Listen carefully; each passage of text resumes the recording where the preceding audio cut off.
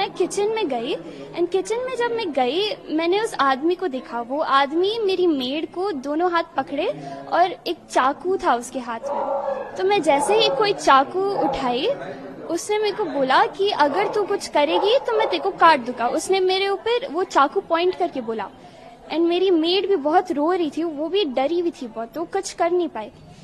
And मैं घबराहट में सोची कि अगर मैं उसके ऊपर वो कुछ फेंकूं या करूं या तो मुझे हार्म करेगा या फिर मेरी मेड को हार्म करेगा। तो मेरे को लगा उस टाइम बेस्ट यही होगा कि अगर मैं बाहर जाके किसी और बड़े को बुलाऊं। तो वैसे ही जैसे मैं बाहर जाने वाली थी वो आदमी वहां मेरी मेड को छोड़ा एंड वहां से बाहर भाग गया। वो सबको चाकू बता बता के बाहर भागा। एंड जैसे ही वो डोर खोल रहा था मेन गेट, मेरी माँ ने वो गन जो था उसके पीठ पे फेंका एंड उसी टाइम उसका जो चाकू था वो नीचे गिर गया। एंड तभी जो नेबर्स थे उनमें क्या बोलते हैं वो पकड़ने चले गए उसको, क्योंकि वो भी डर रहे थे जब तक उसके हाथ में चाकू था। जब चाकू हाँ जैसे ही वो भागा मैंने 100 डायल किया एंड पुलिस 5-10 मिनट में आ गए थे। वो आदमी को अपने जीप में बिठा के वो आदमी तो फरार हो गया, बट 2-3 लेन के बाद उसको पकड़ लिए थे नेबर वाले। स्कूटी में गए, कोई भाग के गए, बट उसको पकड़ के बांध के रखे। एंड जब पुलिस आई उसको बिठा के वैन में लेके आए थे पुलिस। हाँ।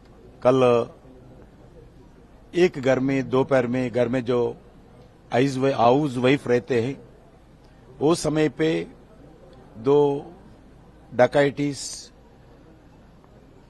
रिवॉल्वर लेके नाइफ्स लेके एक घर के अंदर घुसकर चोरी करने के लिए प्रयास किया।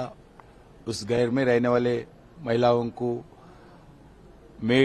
हाउसमेड को डराने के लिए प्रयास किया, मगर जो घर के रहने वाले जो महिला है उनका नाम है अमिता जी, वो बहुत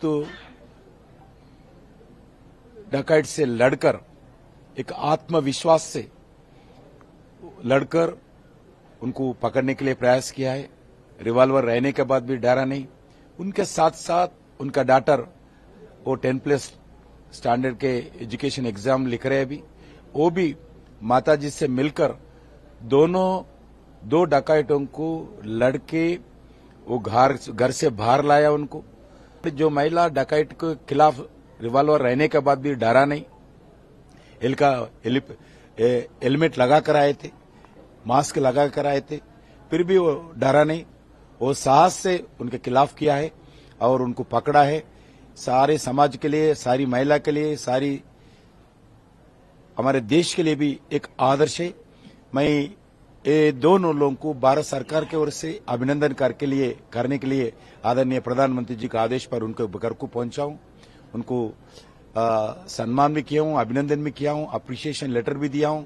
मैं सरकार से, पूरे एजुकेशन इंस्टीट्यूशन से यही बताना चाहता हूं, हर एजुकेशन इंस्टीट्यूशन में पढ़ने वाले हमारे बहनों को, हमारे महिलाओं को, हमारे गर्ल स्टूडेंट्स को कोई भी वो सेल्फ डिफेंस का ट्रेनिंग देना चाहिए।